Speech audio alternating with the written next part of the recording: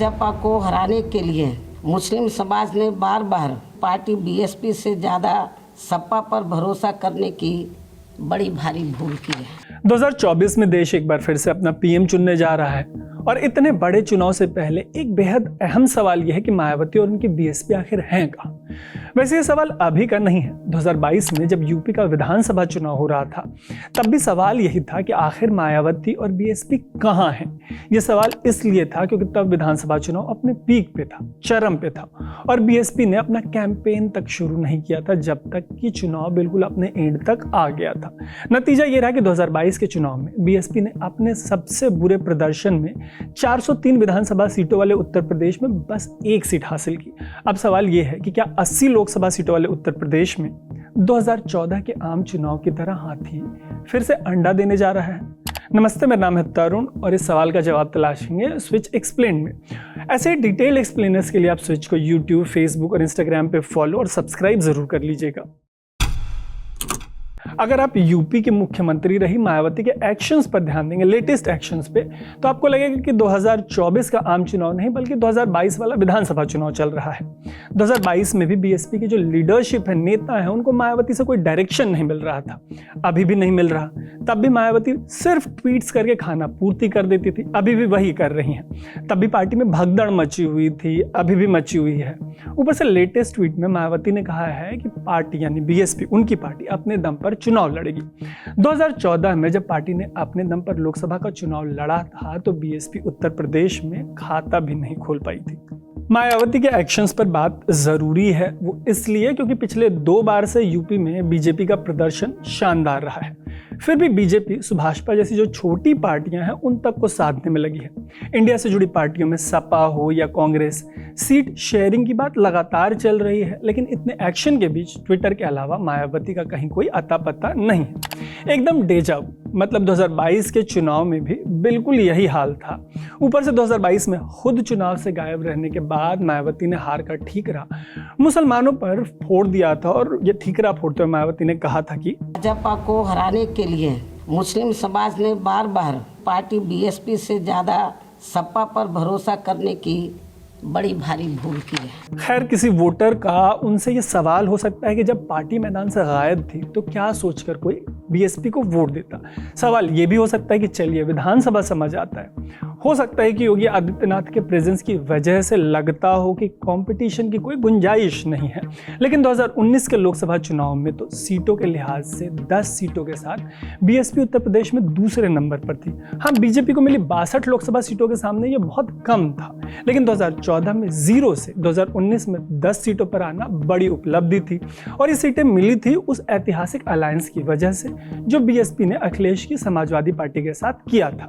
लेकिन अब मायावती कह रही हैं कि वो अकेले चुनाव लड़ेंगी, जबकि उस गठबंधन से मायावती को ज्यादा फायदा हुआ था। एक्सपर्ट्स का तब कहना था कि अखिलेश यादव उनकी पार्टी को जो वोट्स मिलते हैं उनको ट्रांसफर करने में सक्सेसफुल रहे, जिसकी वजह से बीएसपी को ये 10 सीटें मिली। लेकिन मायावती ऐसा नहीं कर पाई, मतलब उनको जो वोट मिलते थे वो सपा को ट्रांसफर नहीं करवा पाई और इसी वजह से अखिलेश की पार्टी 5 लोकसभा सीटों में 2019 में सिमट कर रह गई। वोट ट्रांसफर से ही निकल कर आती है ये बात कि क्या वोटों के मामले में बीएसपी की हालत बहुत ज्यादा खराब है? इसका जवाब ना में है। 2009 के चुनाव के बाद 21 सांसदों वाली बीएसपी और पार्टी की मुखिया मायावती को किंग मेकर बुलाया जाता था। 2009 के 5 साल बाद जब 2014 में चुनाव हुए तो पार्टी का वोट परसेंट जो है इसके मामले में पार्टी पते पे थी। नेशनल लेवल पर बीजेपी और कांग्रेस के बाद सबसे ज्यादा वोट बीएसपी को मिले।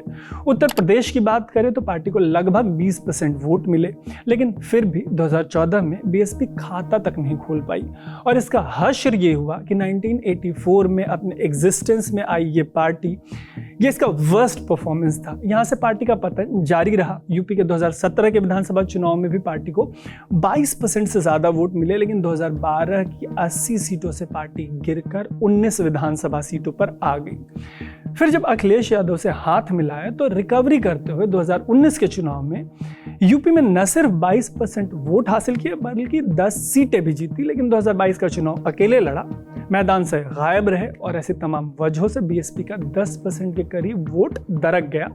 2022 के चुनाव में बीएसपी को 13% वोट मिले। विश्लेषण में निकलकर ये आया कि पार्टी के कोर वोट बैंक यानी जाटवों के अलावा सबने हाथ खड़े कर दिए। हाल ये हुआ कि 13% वोटों के बावजूद मायावती की जो पार्टी है उसको 403 सीट वाले यूपी में बस 1 सीट मिली, वो भी उस उत्तर प्रदेश में जहां बीएसपी को हमेशा से लगभग 20% वोट या इससे ज्यादा वोट मिलते आए हैं। 2007 के ऐतिहासिक विधानसभा चुनाव में जब यूपी में पहली बार बीएसपी ने अपने बूते सरकार बनाई तब पार्टी को 30% से ज्यादा वोट मिले थे। ऐसे में मायावती और बीएसपी अपने आप से ये सवाल जरूर करते होंगे कि जिस पार्टी को 30% से ज्यादा वोट मिल रहे थे वो 13% पे कैसे आ गई। 2022 के चुनाव में 13% वोट मिलने पर खुद मायावती ने मुसलमानों पे इसका ठीकरा फोड़ दिया, लेकिन इस चुनाव में जिस तरह से पार्टी ने हाथ खड़े कर रखे थे उसके बाद ये चर्चा खुलेआम थी कि बीएसपी इनडायरेक्टली बीजेपी को फायदा पहुंचा रही है। इसी चुनाव में बीएसपी के जितने वोट घटे, विश्लेषकों ने इसको इस तरीके से देखा कि बीजेपी के उतने ही लगभग जो वोट थे वो बढ़ गए। कई ऐसे मौके भी आए जब बीएसपी ने डायरेक्टली और इनडायरेक्टली बीजेपी को सपोर्ट किया। लेटेस्ट एग्जांपल है 27 फरवरी को हुए राज्यसभा के चुनाव। अगर इन चुनावों की बात करें तो बीएसपी के उत्तर प्रदेश में जो इकलौते विधायक हैं उमाशंकर सिंह, उन्होंने बीजेपी को वोट किया। इसके अलावा भी कई मौकों पर मायावती की पार्टी बीजेपी के साथ दिखी, साथ देते दिखी। ये तब है जबकि आने वाले चुनाव से पहले कांग्रेस ने मायावती को साथ लाने की कई कोशिशें की।